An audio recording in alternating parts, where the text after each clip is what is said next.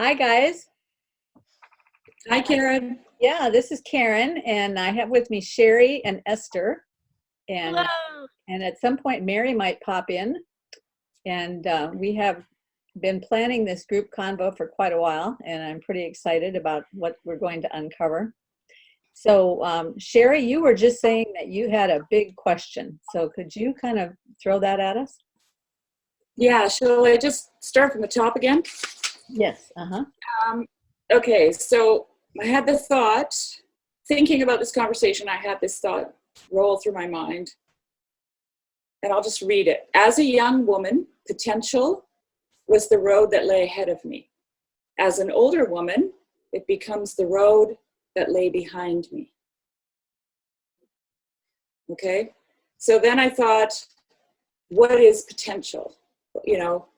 So first of all, potential can cause, if you just take it in, take one little aspect of it, because I'm sure that there's lots of things that potential can cause.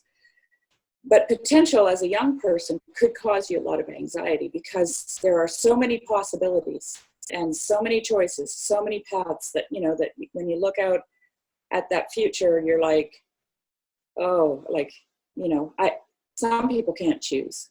So that could be a source of anxiety. And as you get older, potential, because it's on the road that lay behind you, I mean, you still have potential in your life as an older person, don't get me wrong, but there's a lot of potential that lay behind you, right? Mm-hmm. And that could be depressing because that could be lost opportunities in your life if you focused on those things. So those are the would've, could've, should've, right? Mm-hmm. So one of the questions I had about potential, because, well, what is potential? Okay, that's the big question. But maybe to break it down, is it a root? Is potential itself a root, or does it have a root? And if so, what are its roots? Chaos? Question mark? Or is potential chaos brought into order? So I'll just leave it there for now, because that's a lot. So let me rephrase this. So in looking at what potential actually is, you posited two possibilities. One is that potential is chaos, and one is that it is chaos brought into order. Right. Okay. Or maybe it's both of those. Potential in and of itself is chaos. But when let's say you choose a path, that's where you take that potential and you start to order it, right? I mean, I could be wrong, but I'm asking. Well, two thoughts occur to me. One is that all of the potential is in the chaos because the order is already completely structured.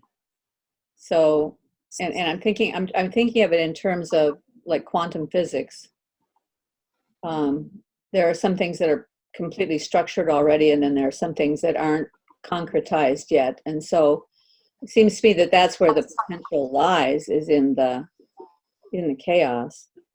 But the other thought I had goes back to your original quote. So I'm just going to throw this in the mix too, and maybe it will help us as we think about the question. You said, as a young woman, potential was a road that lay ahead of me. As an older woman, it becomes the road that lay behind. And when you said that, I had two thoughts. One was about potential, the way we typically think of potential. I have a lot of choices. What can I do? Shall I do this? Shall I do that? Or I have a lot of potential because God has built into me these gifts and possibilities, and I could do many things with that. But it also made me think, I've been thinking a lot lately about quantum physics. So what it made me think about is the potential that lies ahead of me are the things that I haven't observed yet and haven't become quantified and haven't become concrete because I haven't observed them yet.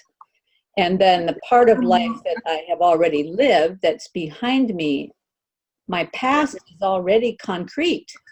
It's finished. It's in one sense, it's concrete. In another sense, it's not concrete, because the experiences that I may have in the future may rewrite the meaning of the things that happened in the past. So the things that happened in the past are settled in one way, but in another way, they can become rich with meaning again based on something that might happen in the future. Of course. I mean, a really concrete example of that would be grandchildren, right? Like, so in the past you had children, and now in the future you have grandchildren, and those grandchildren are potential that came out of the past. You know what I'm saying? They, Well, you know, your actions in the past brought out, just thinking about suffering, how you might have gone through some avenue of suffering in your life, and then somewhere in the future you discover a meaning that lay in that suffering. And once that meaning becomes real to you and you see what you've learned from it and how you've grown and changed because of it, that goes back and takes that suffering that you went through in the past and gives it another level, many levels of meaning that it didn't have when you were going through it. Yeah, for sure. For sure. So Esther, I see you nodding. Why don't you jump in there? Well, yeah, I mean, this is really interesting, and it kind of, Karen, gets into some of what we were discussing in our conversation, because I was talking about Molinism. And so Molinism is this idea that in a sense, there is a fact of the matter about what would have happened in any given situation. You know, it's sort of, it's like an invisible tree branch where it's like all of the twigs are there, but God is the only one who actually sees all of the twigs. You just see the single branch, you know. And so let me clarify that a second. We only see the single branch because the twigs haven't arisen yet? Or maybe never will arise. So the single straight linear branch is like our life. It's, you know, if our life is a choose your own adventure book, you know, we can only pick out one way to proceed. Okay. But just as you and Shari are saying, there are all of the what ifs, and those just accumulate the older that you get. And so I'm not exactly clear, maybe you or Shari could make this a bit clearer, but I'm not exactly clear on what it means for potential to be chaos or to be rooted in chaos. Because one way you could look at it, and if Mary pops in here, maybe she might be like cheering me on this. One way you could look at it is you could say that all of those possibilities are ordered and concrete in the mind of God, but not in our minds or our lives, because we're creatures in time. So maybe it depends on the point of view, the perspective. Yeah. That's a great point, because I've been wondering a lot about the way different people use the word chaos. Yeah, exactly. I was just thinking. I notice a lot of scientists use the word chaos in the sense of they're hand wavy, you know.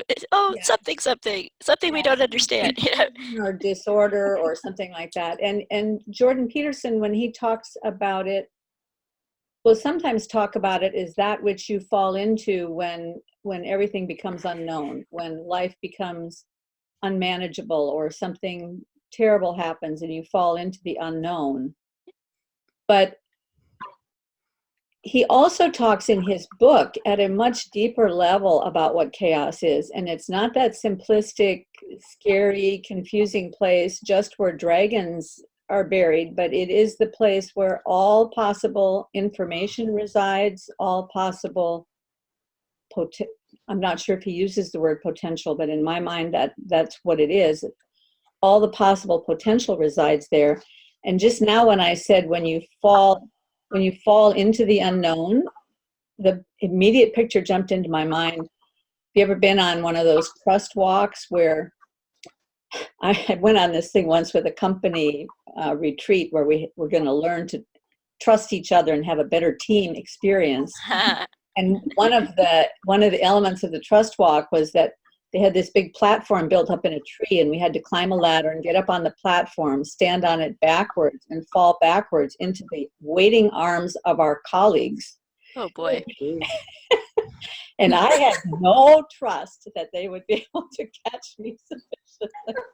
It's like a really bad youth group activity or something. But I had to do it. But the only way I was able to do it that time was to think, I'm falling into the arms of God.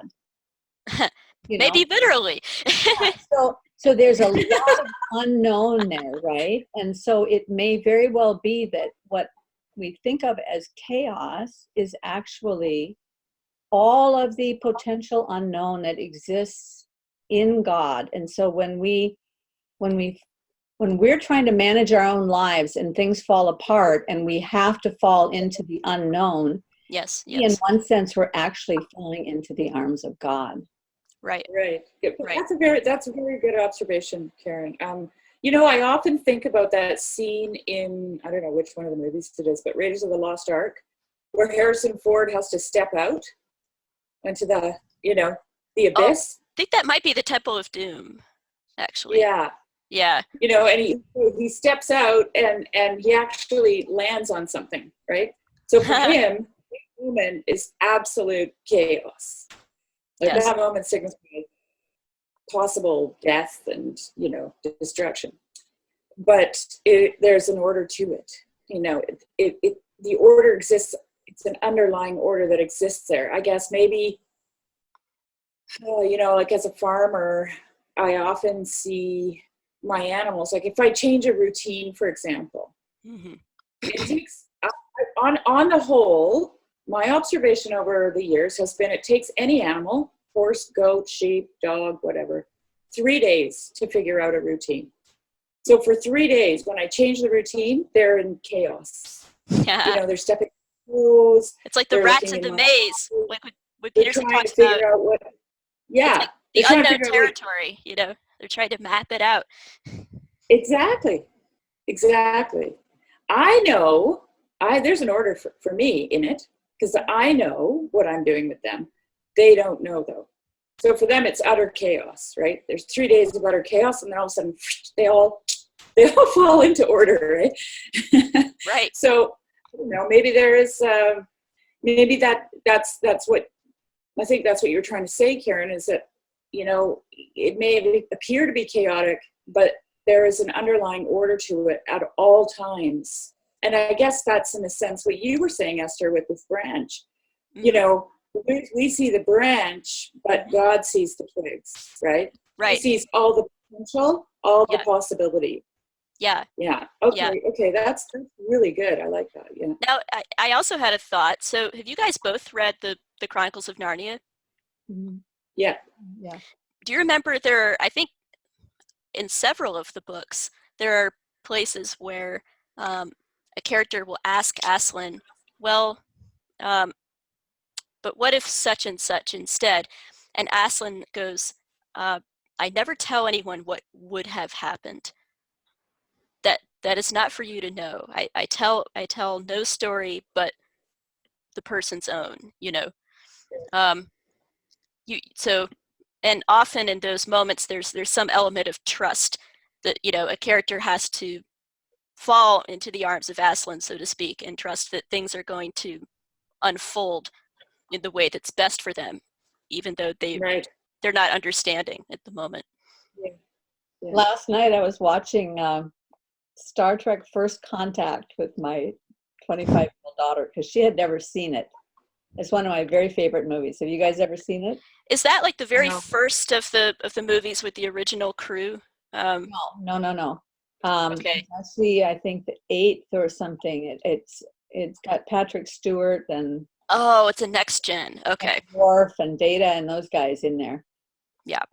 But the theme of the movie is that they have followed a Borg ship back through a time warp. The Borg have gone back to America 2060 after the Third World War, because that would be a convenient time to destroy the Earth and then completely take it over. And what they discover when they get back there is that the date that the Borg had chosen was the day before Zephram Cochrane launches the first warp drive ship. So they end up having to disobey the first command when you have first contact with the prime directive. Prime directive. They have to disobey the prime directive, which, even though they're all Earthlings, the prime directive there is when you're telling somebody who doesn't know anything about the future, hey, in the future we have spaceships and all these things are happening. So they have to disobey the prime directive and explain this to Zephram Cochrane because of some of the damage that was done by the invaders and stuff. It looks like maybe the ship won't be able to take off. But if that ship doesn't take off, Earth never gets noticed by a wandering ship from some other galaxy that is going through our space at the time the warp ship takes off. And so very, very important point in Earth history that warp ship takes off on that day. Well, what happens is one of the guys happens to tell Zephram Cochrane, man, we read about you in the history books. You are adored on Earth, in the year 2400. In fact, there's a 15-foot statue of you. And that scares Zephram Cochrane so much that he runs away. Oh, boy. And it's like that, right? You don't want to know your future. Even if your future is some glorified thing, that also means you have to live up to it. Yes. Terrified of having to live up to that. So you don't really want to know your future, whether it's good or bad. Okay, now I'm also thinking, did you guys see the Avengers movies at all, or the last one? So the last one is the one that's so rife with sacrifice, right? Self-sacrifice. yeah, and I don't necessarily like how all that's handled, but bracketing that, so that the major self-sacrifice is Tony Stark, Iron Man, dying at the end to defeat Thanos. And so Doctor Strange is the character who he sees all the possibilities, and he's calculated out that this is the one that will give them all a chance. Like, when he's like a computer, when he worked out all of the different variations to the end of the line, this was the single one that worked. And so and he tells Tony Stark in one scene, he says, if I tell you what's going to happen, it won't happen. And that's exactly what you're saying about this Star Trek episode. And of course, Strange has known all along that Stark is going to have to sacrifice himself. And so it's like, nope, you need to, I can't ruin this. I can't mess it up by telling you that you're going to die, Yeah, that's exactly it. And this actually could lead it to an interesting thought. So I think, oh yeah, you and Mary were discussing this, and you were talking about Jesus, how much self-knowledge Jesus had when he was here on Earth. And, if there were things that Jesus didn't know, and in what sense did he not know them? So you have Jesus in the Garden of Gethsemane. He's praying that God would take the cup away from him. And it's such a fascinating prayer to think about, because it's like, well, but doesn't Jesus know that God's not going to take the cup away? Doesn't he know that he's going to be crucified and rise again, and all this stuff that he himself has already been prophesying to the disciples? So what does this mean? What's this sudden moment? Is it a moment of doubt or confusion or what? Or what if it? Oh, sorry. Yeah. Well, I mean, it's. I think it's because part of what Jesus sacrificed when he became incarnate was he sacrificed the the absence of vulnerability. So when he was, before he was incarnate, he had no vulnerability, and he hadn't emptied himself of anything. But it was that self-emptying, that self-abasement, and that humbling that then made him.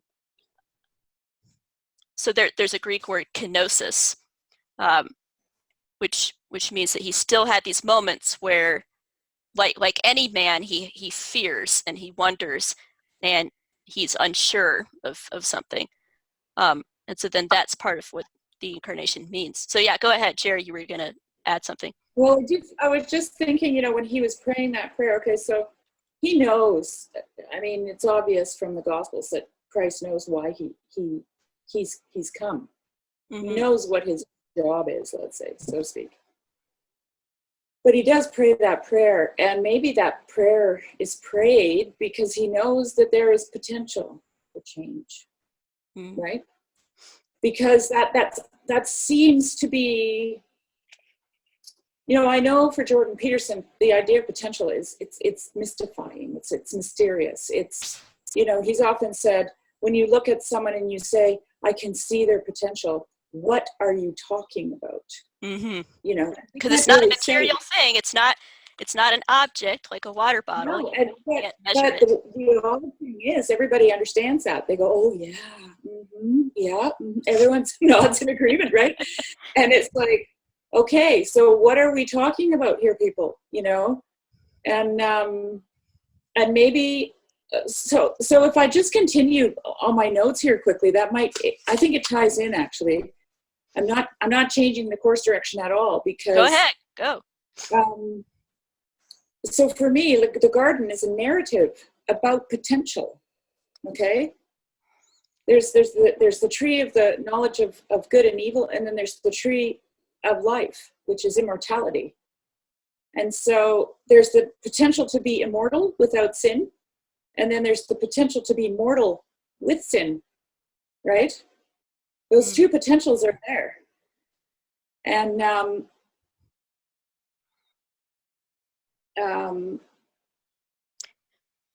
when you say mortal with sin, what do you mean by that? Because if you take from the tree, so when Adam and Eve took from the tree of the knowledge of good and evil, they were banned from the garden, and the tree of life was guarded, right? So they couldn't have immortality. So they chose mortality and sin over immortality. Without sin, I'm going to assume, because God wasn't letting them have it with it. Okay, so if they had gotten to a point in their lives where they were just like, we are never, ever, ever going to touch that tree of the knowledge of good and evil, they may have been able to partake from the tree of life. That's a big if. But the fact that they weren't able to partake from the tree of life with sin tells me that they were never, that was never an option, immortality and sin. It was mortality and sin or immortality. Those were the options, So now, just bring me back around there, Esther. What were you talking about before? Well, so let's see. I was discussing. No. Just right before that, when you were talking about, what were you talking about exactly? I was talking about Jesus' kenosis, or self-emptying. Right. So in the garden. Yeah, praying that prayer. When I think about that, thinking about the idea of potential, maybe he knows, well, he does know that God sees we see the branch, but God sees the twigs, right? Mm-hmm. So he's like, okay, well, there may be another way around this. There may be some, maybe he's got a backup plan, that I don't know about. So I'm just going to see. I'm going to ask,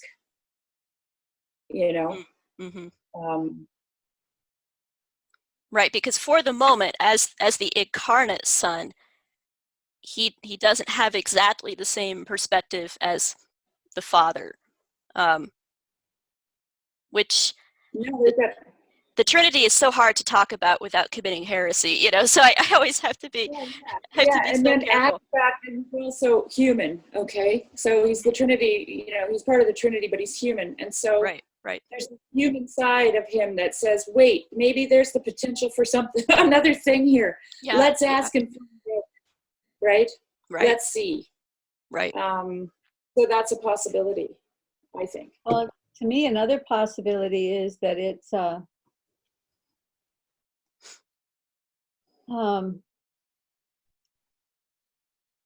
pattern that Jesus may be teaching us about how to respond when we are at our uttermost, let's say. Mm. I've been having some back problems lately, and the way it manifests itself is some pain in the upper part of my spine, but it's pain unlike anything I've ever had before. And it's this grinding, like a deep, I don't know if you've ever had a root canal, but it's kind of like a root canal. I haven't, but I have had back pain, so so I know what you're talking about. I've had back pain before, and I've had lots of different kinds of back pain, and I've gone through labor twice and all of that. And there are many different kinds of pain. There are some pains I call really clean pain and sharp pain and whatever. But this particular pain it's a grinding, sick, ugly pain that I've never had before. It's like a dull pain as opposed to a sharp pain. Yes. Yep. Mm-hmm. Yep. It's not unbearable, but it shuts off my capacity to do anything.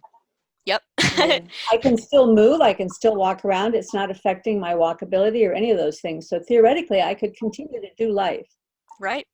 But talking about salience, it is like the salient thing at every moment. Yep. Yep. Yep. The thing about pain, right? So it kind of takes this. It requires a complete shift in my thinking to accomplish anything. And I mean, the strange thing is, once I make that shift in thinking and I get really involved in something else, I'm not thinking about the pain. It's still there probably, but it's not noticeable when I'm in this like flow state of whatever I'm doing. But then it comes back the instant I stop whatever I'm doing. But it just makes me think, Jesus was in such intense pain in the garden. But what he showed us is that in that moment, what we do is we go to the Father. Yeah. We say to the Father, if there's any way that you can take this from me, but if not, I am still yours, right? It's the same story we get in Job. Mm-hmm. If not, yeah, I will still worship you. And I will still follow through on the task you've given me. Yeah, or also, I another story is Shadrach, Meshach, and Abednego, where they say, we know that our Lord can deliver us from the fire, but if not. But if not. But if not, and so that's the surrendering. Yeah, and it's not if he can't, it's if he will, if he doesn't want to. Right. We know he can, but when they say if not, they don't mean if he can't. They mean if he doesn't want to. Right.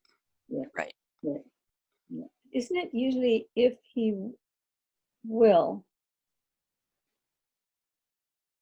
I know that's nitpicky, and it's probably maybe in the translation it comes out as different words. I don't know, but I'm also thinking about the time that there was the demoniac that kept the father whose son kept falling into the fire and raging and creating all these problems, and the man came to Jesus and he said, I know that you can save my son if you will, something like that. Sure. It's like a compressed version of if it be your will, Yeah. If it's your will that he should be healed. Something like that. Yeah. And what's so remarkable about Jesus, and listening to Peterson's biblical lectures, he's looking at Genesis and he's looking at, Abraham and God, and saying it's a strange thing that God can be bargained with, And the beautiful thing about the New Testament is you see that same thing with Jesus. Jesus can be bargained with. And sometimes, like with the woman who comes to him, who's, I think her daughter is sick, and she's a Gentile woman, and Jesus is sort of tough on her. He's kind of harsh with her. They have this little back and forth where he goes, well, I'm here for the Jews. And so should I take bread and give it to the dogs? It's like, whoa, Jesus, little harsh. Where's that coming from? But the woman just comes right back and she goes, well, the dogs can eat the crumbs though. And Jesus is like, well played, very good. I've always felt that the reason Jesus did that was to push, to get, these are people coming to him with things that are deeply, they're in deep need of an answer to those things, whether it be a question or an illness or something, right? Mm-hmm. And they're not going to miss an opportunity. And so he pushes them and he pushes them, and he wants to know, he wants them to say it. He wants them to come up with the answer. It's like what I would do with my children. My kids would say, what is this a picture of, Mommy? And they'd hold up an encyclopedia. And I'd say, what does it say at the bottom? Mm-hmm. Yeah. Because they were too lazy to read it. Right? Yeah. Basically. And, and I knew that if they read it, they would discover they could read, but they would also discover what the thing was that they wanted to know what it was. Okay. Mm-hmm. And so it's like Jesus, he's not necessarily teaching us a lesson in although it does, but he's pushing that person to really discover what it is that who they are. Okay. Mm-hmm. Because in that moment, they're going to come up with the deepest answer in their soul. It's like when he says to the lame person, do you want to be healed? Mm-hmm. People are like, what? Why would he ask him that? Yeah. But you know what? I have been through mental health programs, and most of the people in those mental health programs don't want to be healed. Okay. Yeah. And that story came floating right up to the surface for me. I was like, that's why he asked. Yes. Because there are people out there that don't want it. No. They want to be in the position. It has served them well, and it will continue to serve them well, right? Yeah. So I think a lot of his questions were to really draw out. And I see him doing that all the time, like when he deals with Peter differently than he deals with John. Yep. And one of the amazing observations for me about the disciples was the fact that Jesus gave Judas control of the treasury. Okay. Yes. So I'm just that interesting. Okay, what is this saying? It's like, here you go, Judas. Here's the cash. I want you to look after it. All right. In other words, here you go, Judas. Here's your problem. I want you to solve it. I'm going to give you ample opportunity to figure this out. And I'm going to be really patient with you. So patient that on the eve of my arrest, I'm going to say, go do what it is you have to do, Judas. You never got there, Judas. Yeah. You didn't get there, Judas. Oh, this makes... Sorry, I didn't mean to interrupt, but this made me think of like the perfect song for this whole conversation. Do either of you guys know a singer-songwriter named Ken Medema? No. Okay, Paul Vanderklay knows, because he's a sort of a Michigander type guy. Yeah. So wait, he's kind of an obscure artist. Nobody really knows who he is except a few people who knew his music back in the day. But he had a tune in the 70s called Fork in the Road. And it's about Judas. And so the hook is stop right here. There's a fork in the road. I don't think you want to get lost. One way leads to a potter's field. The other way leads to a cross. So it's this, the whole song is kind of directed at Judas. It's like, go along, Judas. You're a man on your own, and you never did understand what the master was doing. Yeah, and but Jesus tries to draw that. He takes the very problem of Judas. Okay, the essence of Judas's problem, and he gives it to him. And to me, that I find that just so. As a person in a relationship with God, I'm grateful for that story. I look at that and I say, okay, what is it that, what is it that he's gonna help me to see it? And that's really the answer to our, people can tell us things, right? People can sit down and say, well, I think you should, and and if you just did that and changed your diet and whatever the case might be. But if the light doesn't go on for you, and the light only does when you realize something, when you take all that information and you're holding that sack of coins and you're going, oh, wait a minute. Mm-hmm. I have a problem here. Yeah. I have a really big problem here. So, but in talking about all this, it's all kind of. Can you hold that sorry, for a Karen. second, Shari? Hold that, because I just wanted to throw in a couple of things here that came up for me when you were talking about this. One is that when you said, and I think you almost got at it in what you just said about Judas, but it's this idea of the lady with even the dogs under the table can get the crumbs, right? Right. And I liked what you said about how he was pushing her. Part of it, he's pushing her to help her figure things out on her own, but he's also pushing her, I think, to own her own solution. I mean, it's like saying when you're processing something on your own and you're going through it and you finally come to the place you get the aha and you have ownership over it, then there's some chance that you might actually follow through on whatever it is that you need to do. And if you never get to that place where you have ownership of it, you're not going to follow through on it. And you're not even really probably going to want the healing because you're not going to understand what the problem is doing to you. And I think that fits together too with Judas. But there's an additional element in the Judas thing.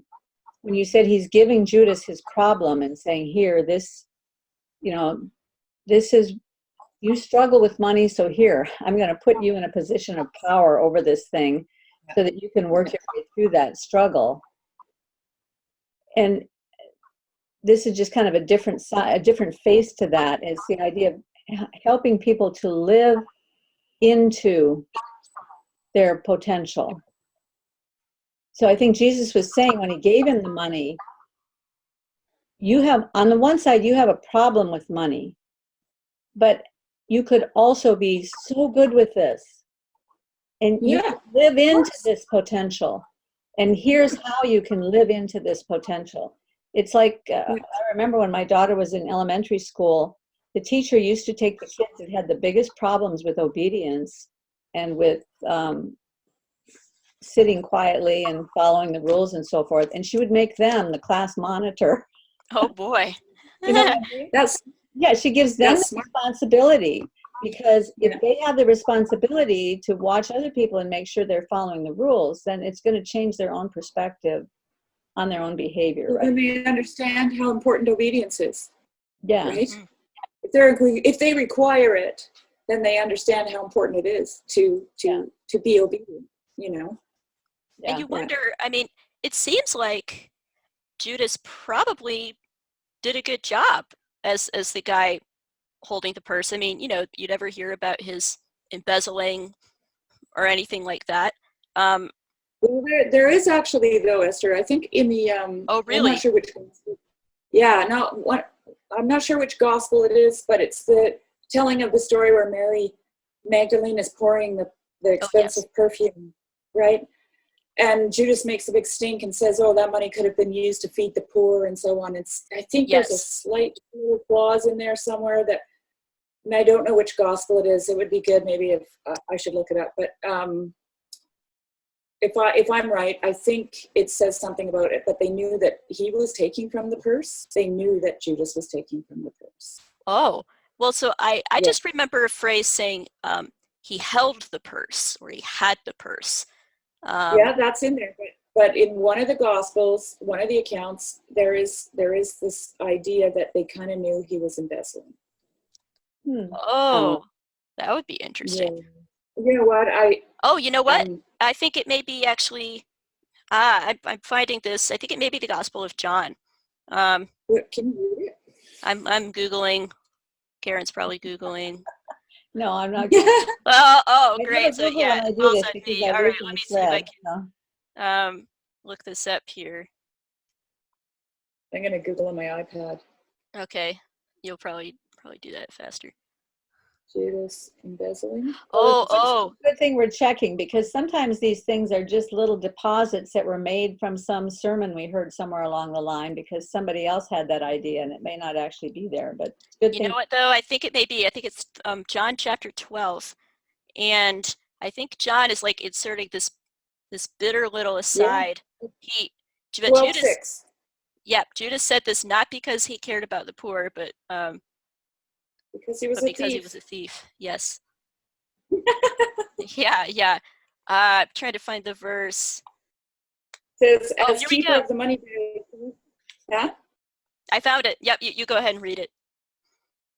As keeper of the money bag, this is the, I don't know what version this is. He used to take from what was put into it. So, You know what? I did know that. And even as I was saying that, I was thinking, oh, somewhere in my subconscious, though, there's a little voice saying, that's not quite right. There is a verse. So there we go. You found it. yeah. So in that spot, I think that's actually the verse that reveals that he was the keeper of the money bag and he was embezzling. And he had a bad attitude towards Mary Magdalene. Yep. Yeah. So he was an all-around grump, that guy. Yeah, he was. Well, and if you were, depending on, I don't know if you ladies, if you're Calvinist or Arminian or where you like fall in that whole battle royale, but I tend to take a very strong Arminian stance of, believing that we have free will. So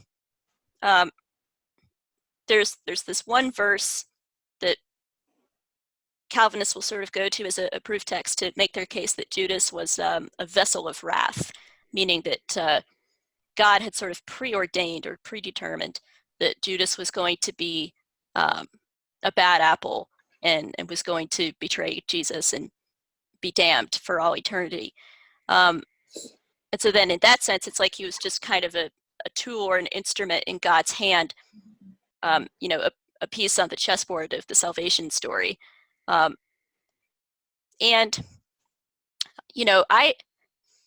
I disagree. I don't think that's true. I see Judas as a free agent still, Yeah. Yeah, well, that's kind of where my notes go. Yeah, go ahead. Because I wrote here, so the garden being a narrative about potential, right? The potential to be immoral without sin, the potential to be mortal with sin. So then we're kind of wandering into the territory of choices and fate and destiny and Calvinism and what did you call it? Arminianism, not to be confused with Armenian. You guys have names for all the things that I've been thinking about for years. We're all thinking about the same thing. The names don't matter. It's the ideas. Yeah, I mean, pay attention to the story, right? It's going to draw out the same questions. So how does free will play a role, and is there free will? And then I wrote, if there is no free will, then why did God put the tree in the garden?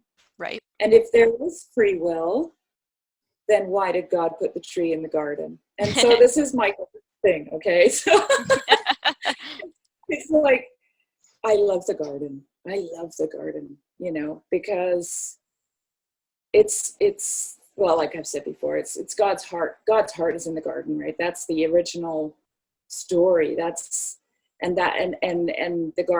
garden, and then there's the new heaven and the new earth, and those are that's the beginning and that's the end.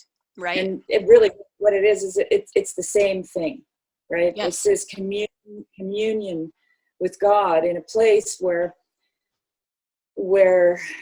that communion can never be broken. It can never be lost. In a sense, we aren't in the position to rebel. Satan rebelled and fell from heaven. But because of Christ, we're in a position where we're redeemed, we're purchased, we're bought back. We're not, God has this creature that he made that he loves, and that's why he made it, because he loves it.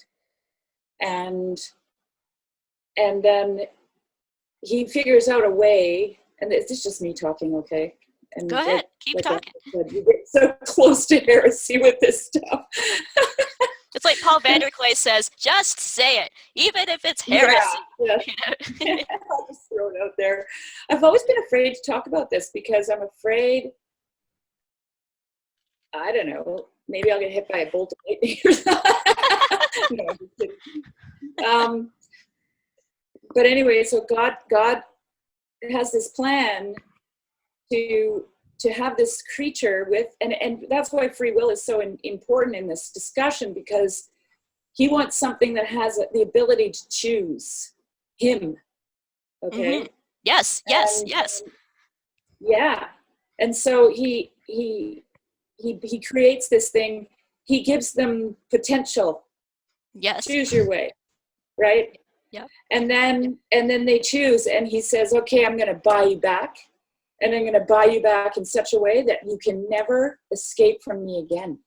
But you won't be trapped because you'll want to be there. Mm.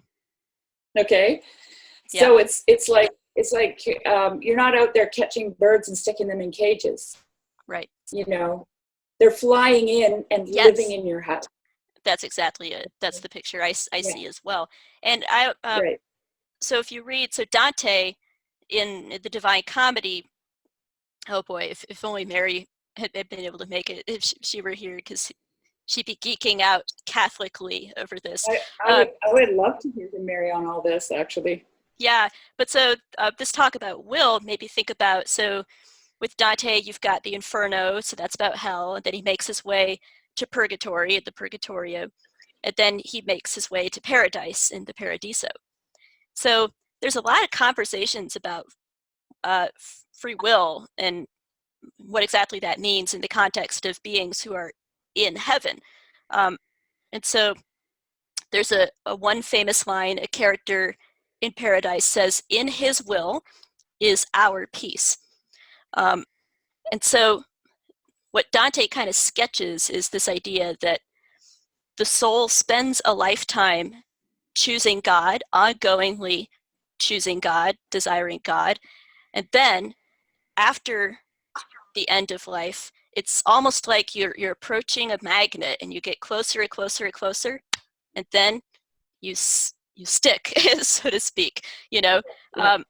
And then you're never tempted anymore, or faltering, or wavering, or second guessing. You're finished. That's the completion. When you're that embodied God-man or man-God or whatever it is, then you're that spiritual creature. Are you talking about an earthly form, or after you died? Or sorry. So I'm thinking about, you may be talking about theosis, which, so I'm not in the Orthodox tradition, and so me either. Okay, yeah. I don't think of it as right. I don't think of it as the soul becoming a man god. I just think of it as the soul's will after death. You know, the soul in paradise. Our wills are going to be perfectly united with God's will. That we will just always will the good. We will always will what God wants without any temptation or faltering or second guessing. So there's never going to be a worry that we might fall again after that. But now the dark side of that, the flip side, is this is also going to be true for souls who ongoingly are rejecting God. Is that after the end, they're going to stick like a magnet to the other guy on the other side, you know. Well, I want to go back to this whole ongoing debate between Arminianism and Calvinism.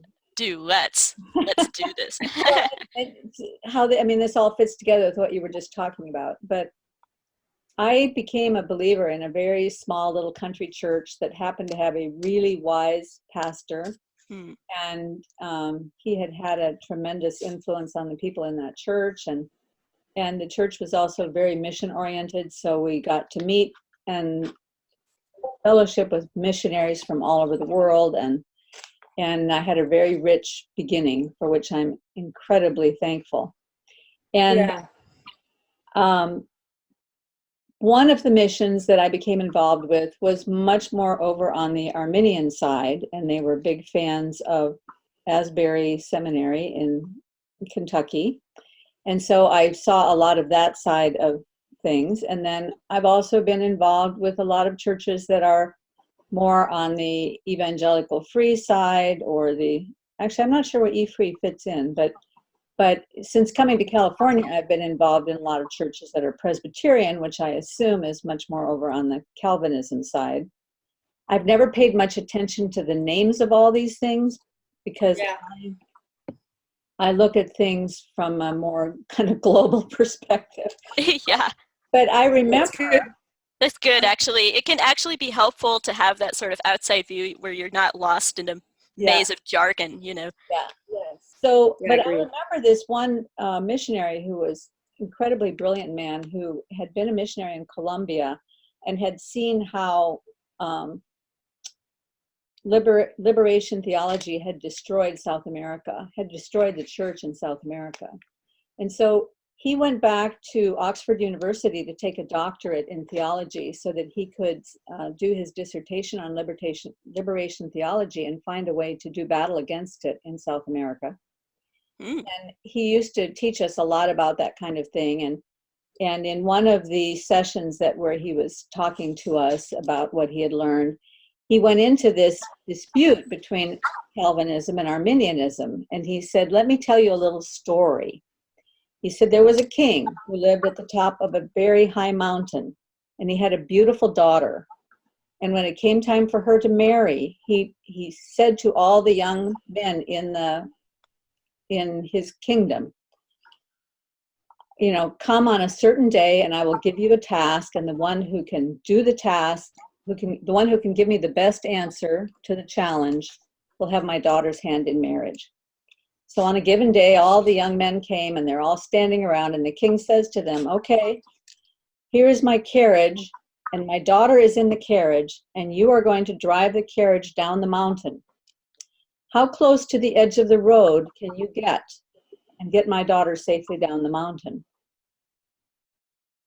And the first guy says, well, I think I could get within 18 inches of the edge of the road, and I could still get the carriage safely down the mountain. The second guy says, yeah, I think I could get within 10 inches of the edge and I could still get your daughter safely down the mountain.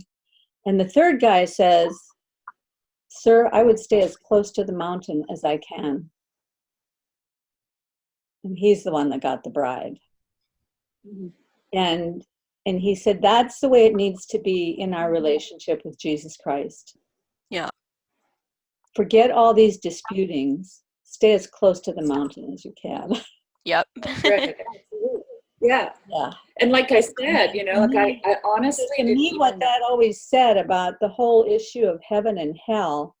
I mean, I understand what you're saying, Esther, when you talk about the picture in Dante about drawing closer and closer and sticking at one time, and which is not dissimilar to C.S. Lewis's idea of how we're always growing either more like a demon, or we're becoming more like someone that someone would someday fall down and worship. That's right. Right? That's right. That's exactly right. And I think, totally see that. But let me just finish this one thread. I forget if I don't finish a thought. No, go ahead. Sorry. And that is that, you know how it says in Scripture that when we become believers, we become citizens of heaven. The transaction is complete at the moment that we really make that faith in Jesus, or whether he's the one that makes it real or we make it real. Anyway, at that moment, the transaction is complete and we are in him. The Scripture talks about him filling us to fullness, and we are in him. So we are both in him and surrounded by him, right? So he's the one that's on the way to heaven.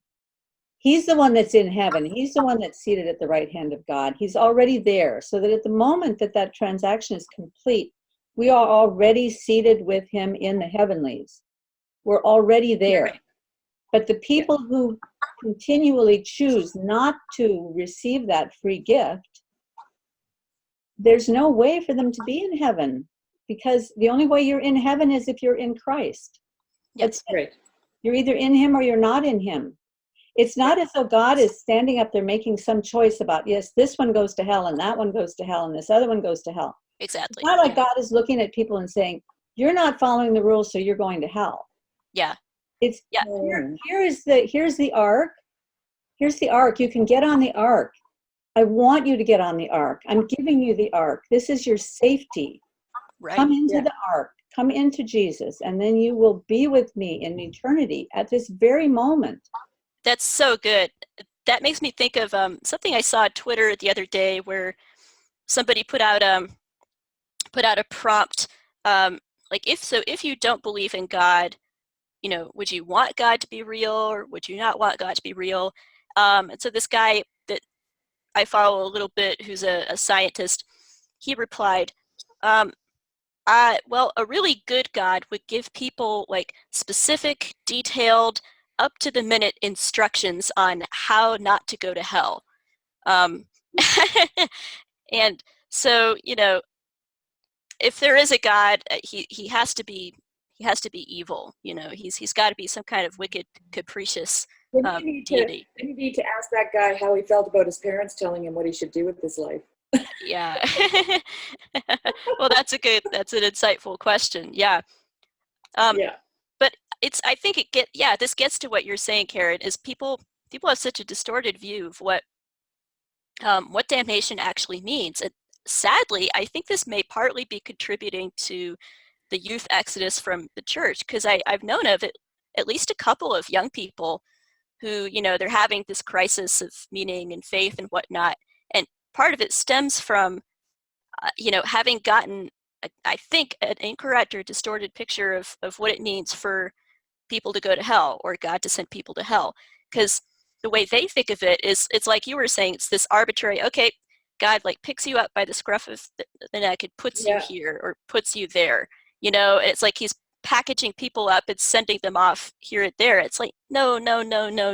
It's like C.S. Lewis says, the door to hell is locked from the inside. And what God is doing is offering your ticket out of hell. But then you can walk that way or this way, but you're the one doing the walking. Yeah. Have any of you read George MacDonald's Unspoken sermons? No, I like MacDonald, but I don't think I've picked that one up. Well, with the link that you gave me, I tried to get them, but I came to some other weird page. It didn't give me the Unspoken sermon, so I need to try it again. I'll try it again and send it to you again. But there is okay. So I started reading them, and I got to there's a before I forget, you were talking about constraint with Mary. Yeah. And there's a book. Can you see this? A Beautiful Constraint. By Adam Morgan and Mark. Yeah. Barden? Let me read it. Adam Morgan and Mark Barden, Barden. It was recommended on a CBC radio program about advertising. What's it called? The Art of Persuasion or something. Mm-hmm. And the guy recommends it, and so it's kind of a business thing, but it talks about the this is off topic from what we were talking about, but I thought of it when I watched Peterson with Mary. It talks about the how constraint can really bring out your creativity, right? Mm-hmm. Like if you say you got to do this in 30 seconds, or you only have 3 colors. Paint me an elephant, and people just, they go for it, right? And so it's talking about constraint. Anyway, I thought of it yesterday. I wanted to show you that. But back to Mr. MacDonald. Well, just before you leave that, I have to say, yes, absolutely. It's something I think about all the time with art, because the boundaries are the most important thing. putting boundaries Yeah. on yourself to force you into creativity are the most important thing. And Yeah. I don't know if you caught the video I did with Alex a while back where we were talking about particle physics, and I had watched this this lecture by some woman who was doing a lecture about particle physics, and she had made this discovery that if you take all these equally shaped particles and put them in a space, a vacuum space, and tightly constrain them, they will self-organize into a crystalline structure. Just ordinary particles, not crystal particles, just ordinary particles. They'll self-organize into a crystalline structure. And she said, and this happens solely based on entropy, nothing but entropy. And so to her, that means there's no need for a God, because entropy alone will. And I'm thinking, wait a minute, you provided a tight constraint. Yeah. That is not insignificant. The tight constraint was the important thing there. Yeah. Not the entropy, it's the tight constraint. And that I see that in so many Totally. scientist arguments, that where they'll leave out. I was watching another one today where he's talking about our consciousness is nothing more than particles in a certain pattern. And it's the pattern that's important, not the particles. Therefore, there's no need for God. I'm like, wait a minute, they're in a pattern. Yeah. Patterns come from a mind. Patterns don't just arise. No. Right? Yeah. So anyway, that's my little physics thing. Okay, go back to what you're saying. Well, it's true. Like, you know, like if people always, they talk about these big ideas like the theory of evolution, but they don't know where life originated. You know, They don't even know how evolution works, but you can't say that out loud. you know, and well, let's just say evolution does work, but they still don't know where life comes from. And so in a sense, their whole theory is just floating on this. There's no foundation under their theory. You know, like the main thing is, how does life originate? Well, Dawkins would say it was a happy chemical accident.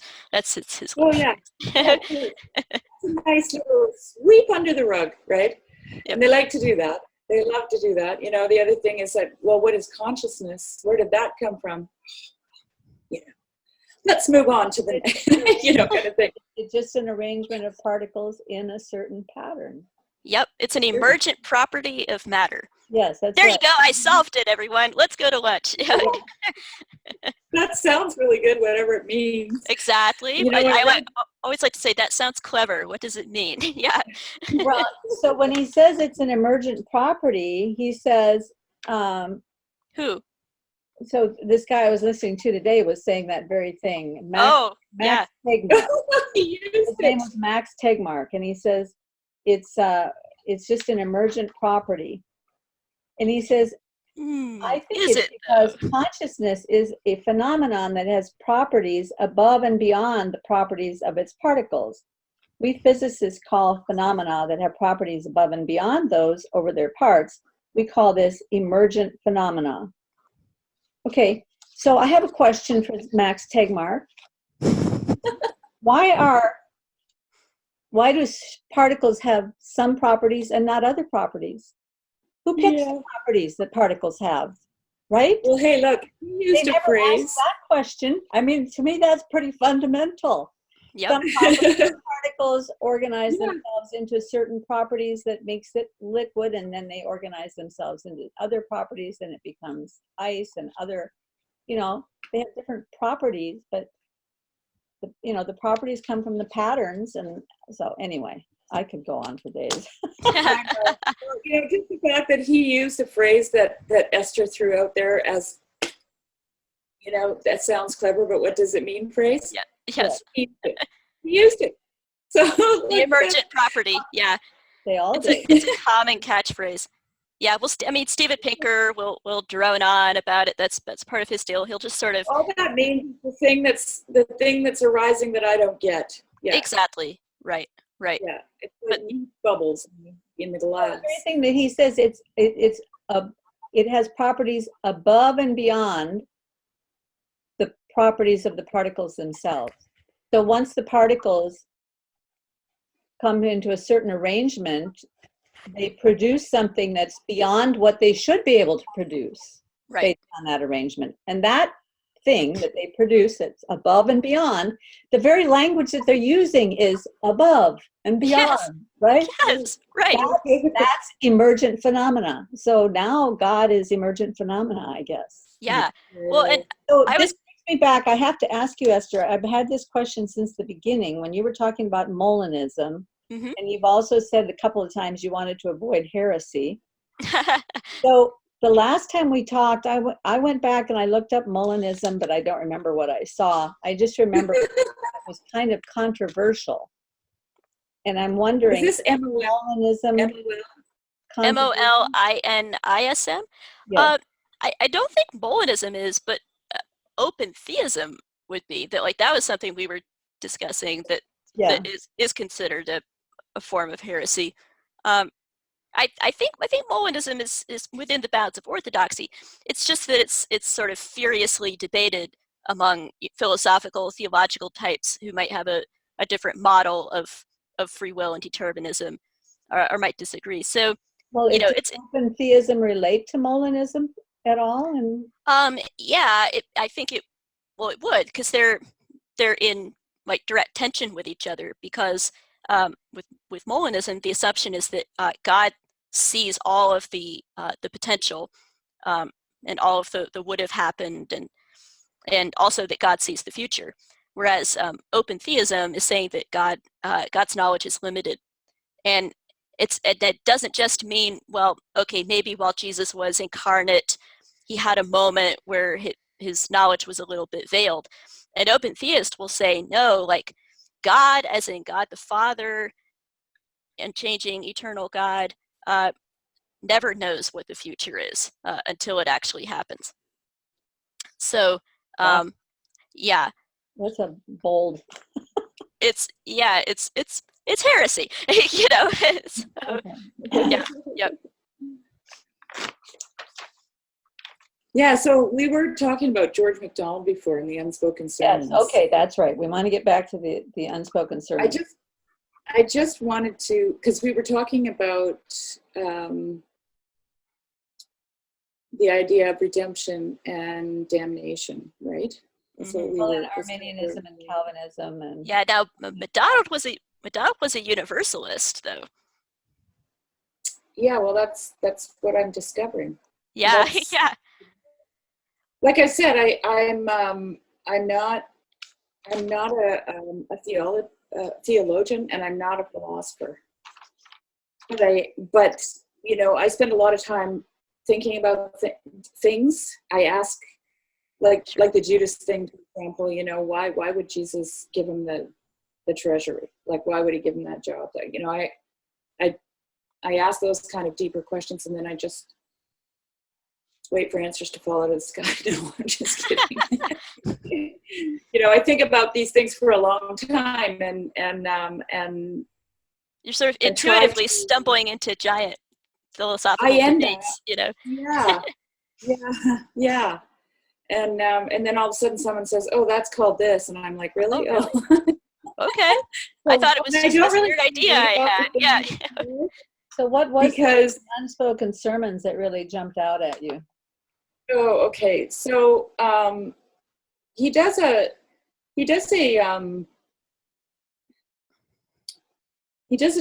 sermon, a short bit on. I just got to find it here. Sorry. It's called "Our God is a Consuming Fire." Right? Is the name of the sermon. Yeah. And there's a portion at the end of it here that, if I could just read it to you quickly, maybe let it sink in.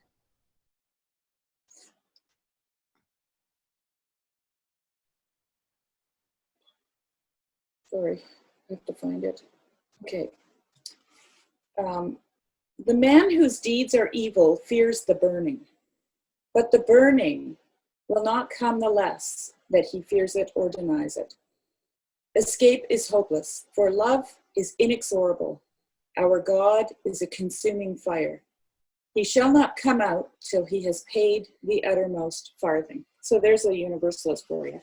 Not really, okay? Not really. But I find his observations really interesting.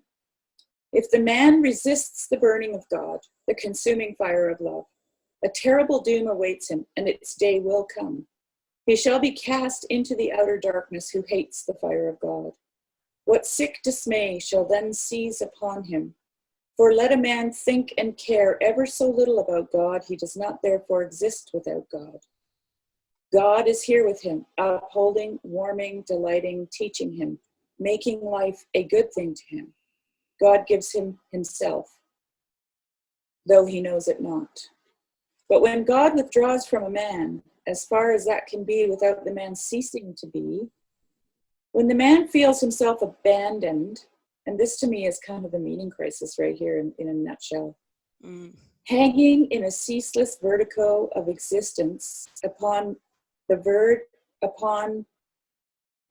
of the gulf of his being, without support, without refuge, without aim, without end, for the soul has no weapons with which to destroy herself, with no inbreathing of joy, with nothing to make life good, then will he listen in agony for the faintest sound of life from the closed door.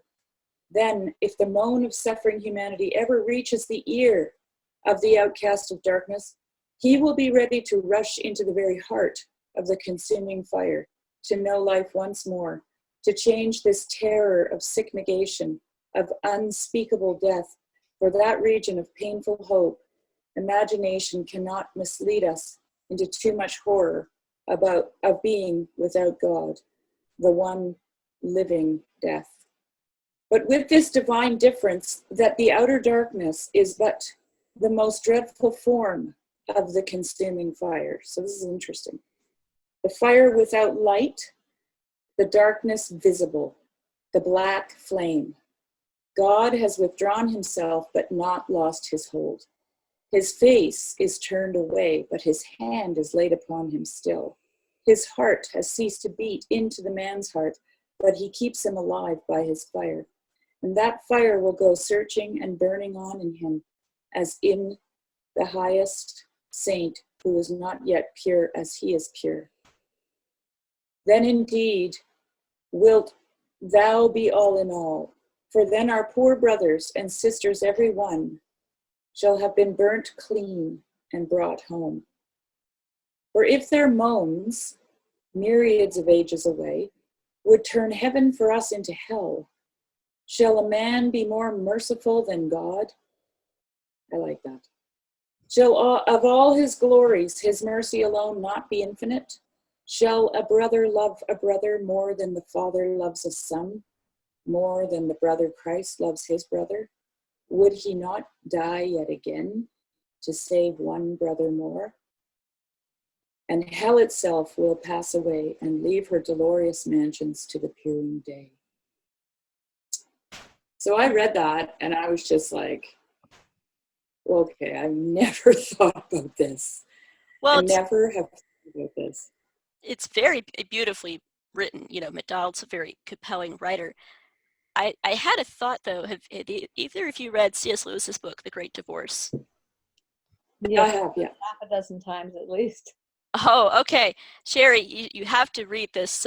So that is like the perfect continuation or kind of next stop after what you're reading here. I have read it. I have read The Great Divorce, and I also have a book here. It was recommended to me by Jeff, actually, and I got it right away. It's C.S. Lewis on George MacDonald. Mm-hmm. Mm-hmm. And so C.S. Lewis says that he actually comes out and says, listen, since nobody's noticed, George MacDonald is my master. Mm-hmm. Right. You know, he's the man that has given me, the insight. And he's referenced him, he says in here, he's referenced George MacDonald in almost everything he's ever written. Yeah. So, Well, MacDonald shows up as a character in The Great Divorce itself. right. Right. But he's changed his mind on whether everyone's going to be saved at the end, though, right? Yeah. And in fact, Lewis is tackling that very question that MacDonald's getting at. Is, I mean, wouldn't it make heaven like hell for us if, if we were thinking about the cries or screams of the damned, and if we feel moved with compassion, then God, so much the more, even more compassion than us, right? But there's this one moment in the Great Divorce where it's a woman talking to her husband, and her husband is like on the edge of disappearing, like, Oh, okay. yeah. And so the woman is a bright spirit. She's saved, and she's trying to plead with her husband, who can't let go of his pride and his foolishness and his bitterness and resentment and all that stuff Peterson talks about. And he just keeps shrinking and shrinking, getting a little bit smaller, until finally she's like on her knees looking down, trying to talk to him. And he finally makes the final decision, then it's over. And so then Lewis and MacDonald have a talk about this, actually, where Lewis is saying, oh man, but I mean, how is she ever going to enjoy paradise or heaven? And the answer is, well, at a certain point, you can't, the bitterness of the damned cannot be allowed to rob the joy of the saved. Because, well, it's like what I was thinking about earlier, with the ongoing choices culminating in that final moment, where it's like that there has to be, God's not going to drag a person into heaven who hates him, and that is extraordinarily painful for those of us who have friends and family who seem to be rejecting God right now, and so that is like one of the most difficult and painful questions that people think about when they have a crisis of faith. It's like, I just couldn't deal with the idea that my really, really good friend or good family member is going to go to hell forever. I couldn't deal with that. So that's why I got out. But I think I think it's a shallow understanding of human nature. I've been going on too long. Karen, maybe you want to jump in, or Shari. Well, I'd love to hear what you think of it, Karen. Yeah, so I was thinking about what you said, that I can't quite remember what it was you were saying, but the thought that came into my mind was, at a certain point in my life, I lost someone who was very, very important to me, who I had had many discussions with about the gospel, and this person had continually rejected, been hostile towards God, and so forth. And then they were killed in a particularly dramatic way. And I had no assurance whatsoever that before they died, that they had an opportunity to make that final decision. Yeah. And I struggled with that for a long time. But the only conclusion I could come to, and maybe at the time it was the conclusion I came to because it was the only conclusion that would protect my faith. I don't know. I'm just being honest here. Because it's a long time ago now. So I don't exactly remember, but I remember that when I came out of that crucible, what I came out with is, God is good, and whether this individual is in heaven or not, God is good. Yeah. And whether this individual died still rejecting God or died accepting him, God is good. And ultimately, whether I believe any of this or not, God is good. I mean, God is good is the foundation of everything, and it doesn't matter. Amen, sister. Preach. Yeah, it doesn't Take us matter to what church, other Karen. people might believe or what they say about particles and patterns and all of that. God is good. Yep. So Yes. anything that I'm looking at, I have to go back and I have to say, where is the goodness of God in this? If I want to struggle with a difficult problem, I'm just going to go looking for the goodness of God in it. Mm-hmm. And some people might call that, I don't know, Pollyanna, or so that was the other thing that came up for me, is that there are a lot of people that don't really want to be in heaven because they don't like what heaven is going to be. I don't know what heaven's going to be, but let's just say heaven is a bunch of people like us sitting around talking about how good God is, because I can't imagine anything that would be more fun than to just be with a group of people that we all love the Lord, and we all love one another, and we get to sit around and talk about it. And when the angels sing holy, holy, holy, every time we hear the word holy, another whole data compression thing will just open up in our minds about all these other aspects of the goodness of God and the glory of God. Every time the angels sing holy, here opens up another, we get to open up another hyperlink, and off we go into wonders, okay? So if that's what heaven is going to be, all these other people who have zero interest in this, they don't want to be there. Exactly. That's right? the thing. That's the thing. Yeah, but what George MacDonald, what I understand from what I read there is that God is a consuming fire, and that fire is love. Okay, it's not a kind of, which is what kind of works together with the whole idea of burning off the dead wood with Jordan Peterson, right? It's that idea. It's like, okay, you got all this baggage. We like that word, and you die. And the way George MacDonald is seeing it is that God's consuming fire is going to get rid of that baggage. It's going to burn off that dead wood, and it's going to make you want to run back. But do you want it to? The thing is, you don't have from what I understand here, you don't have a choice. The only thing that's keeping you alive is that God has His hand on you. Okay. That's MacDonald's frame, right? I'm just speaking strictly as George MacDonald is saying it, right? Right. So he's saying that the only thing keeping you alive is God's hand on you, and he is with the black flame, as he describes it, or the consuming fire. He's going to burn off that dead wood for however long it takes. Because you have obviously ample opportunity to not want it to happen. But at some point... There's another way you can look at that, though, Shari.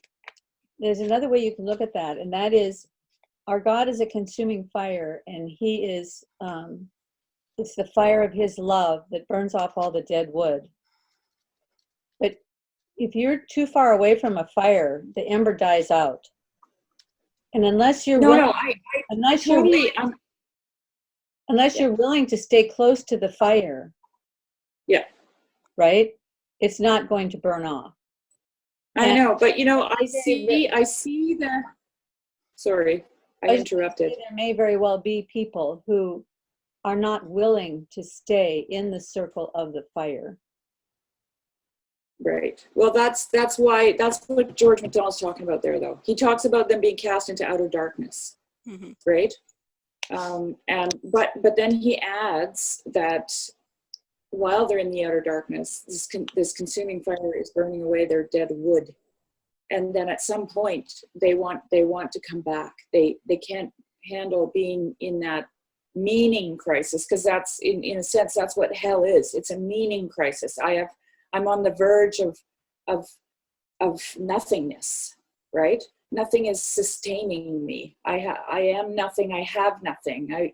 I want nothing. I have no one. Like it's just this total. It's a void. It's a spiritual and emotional void, and so the picture of what's happening right now, right? I mean, exactly. Yeah, totally. When I read that, I was like, wow, that's the meaning crisis in a nutshell. People have come running back to the Lord because they went through that period of nihilism, and it was like living in hell.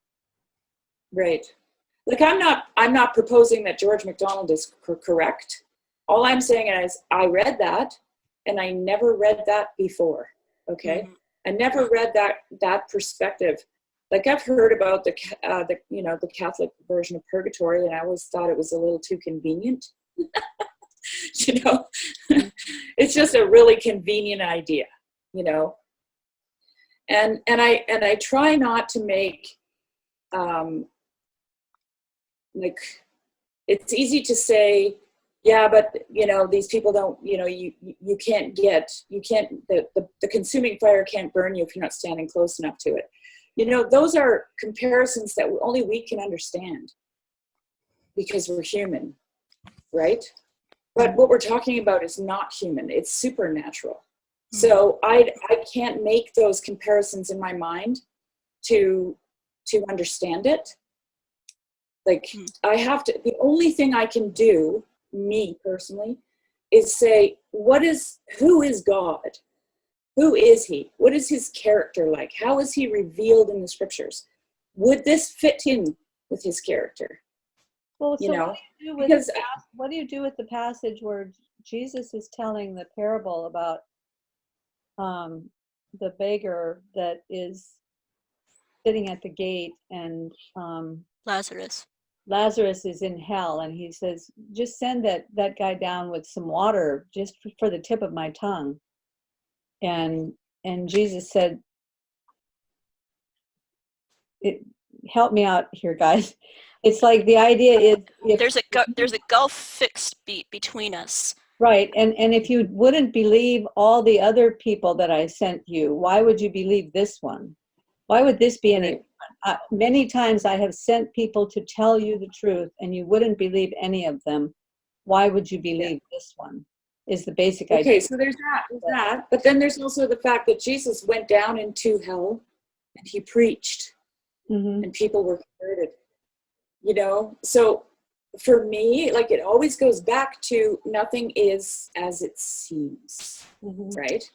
And I try to be as wary as I can about my human understanding. So my human understanding would make these, these physical comparisons to, people wouldn't want to, who knows what you're going to be thinking when you're spiritual, when you're a soul. Maybe the biggest danger of universalism is that if it were widely spread around, that people would stop thinking about what does it really mean to believe and trust, Yeah, well, I think, because I've been thinking about this. Statue that's going to be made of you someday, it keeps you from living into your, I see what you did there. Nice bringing full circle, Karen. The Star Trek reference.